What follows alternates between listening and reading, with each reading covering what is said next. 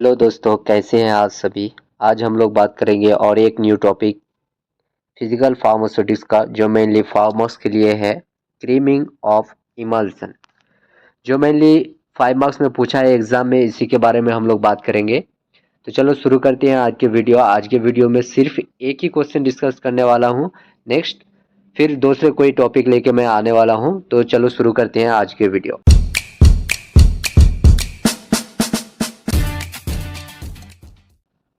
First उसका definition देखेंगे कि क्रीमिंग ऑफ इमल्सन अगर एक्चुअली होता क्या है। ठीक है, तो उससे पहले जान लेते हैं कि क्रीमिंग क्या है। तो creaming is nothing but it is a physical instability of an emulsion.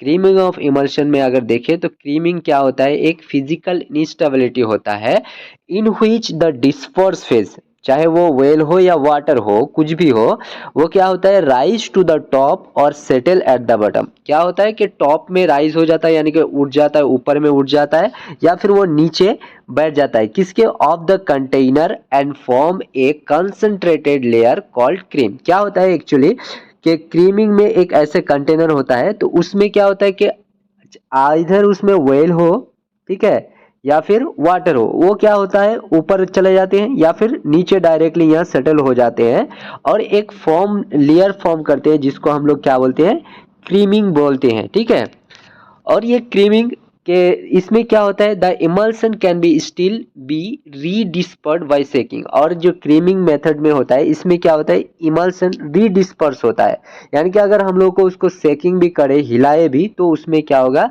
Emulsion खुद ब खुद डिस्पर्स नहीं होगा।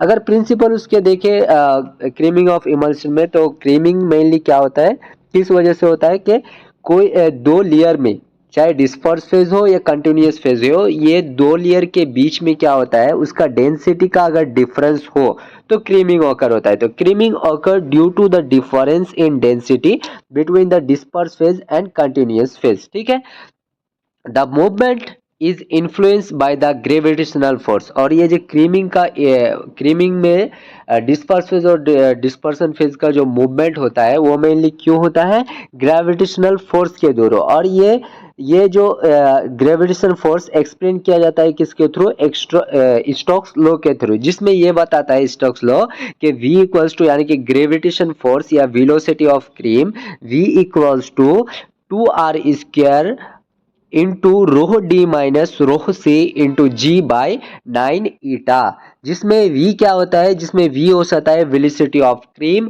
r होता है radiation of the globules, globules का रेडिएशन कितना है। ठीक है, और P D, rho D equals to क्या होता है, density of disperse phase, rho C होता है density of continuous phase, D यानी कि डेंसिटी, ठीक है, C continuous phase, disperse phase, rho होता है डेंसिटी। ठीक है, eta equals to viscosity of continuous phase, and G equals to gravitational force या gravitational acceleration.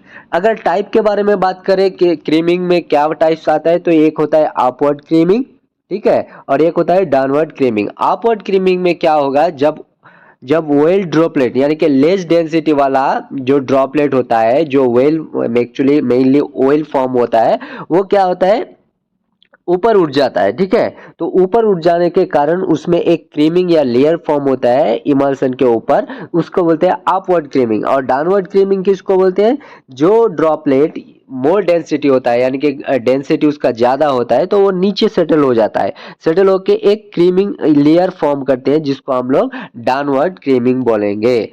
Cause of creaming, creaming actually क्यों होता है, उसका अगर कॉज हम लोग जाने कि क्रीमिंग क्यों होता है, तो फर्स्ट है large droplet size of disperse phase. अगर डिस्पर्स फेज में ड्रॉपलेट का साइज लार्ज हो, यानी कि बड़ा हो, तो क्या होता है, क्रीमिंग होता है। Low viscosity of continuous phase, अगर कंटिन्यूअस फेज का विस्कोसिटी लो हो, और high difference in densities, disperse phase और कंटिन्यूअस फेज का डेंसिटी में अगर हाई डिफरेंस हो, तो भी क्या हो सकता है, क्रीमिंग फॉर्म हो सकता है। या फिर इनएडुकेट इमल्सिफायर और पुअर फॉर्मुलेशन, इनएडुकेटेड इमल्सिफायर हो या फिर कोई पुअर फॉर्मुलेशन वाला इमल्सिफायर हो, तो उसके वजह से भी क्या होता है, क्रीमिंग फॉर्म होता है। इफेक्ट क्या होते हैं, फर्स्ट डोज इन एक्वेरेसी, डोजेज इन एक्वेरेसी होता है अनप्लीजेंट अपीयरेंस, देखने में अनप्लीजेंट होता है, और can be a precursor to coalescence and cracking, और इसमें क्या हो सकता है, क्रैकिंग भी आ सकता है। तो ये था इसका इफेक्ट। प्रिवेंटेशन के बारे में अगर बात करेंगे कि इमल्सन में क्रीमिंग ना फॉर्म हो, कैसे प्रिवेंशन किया जाए,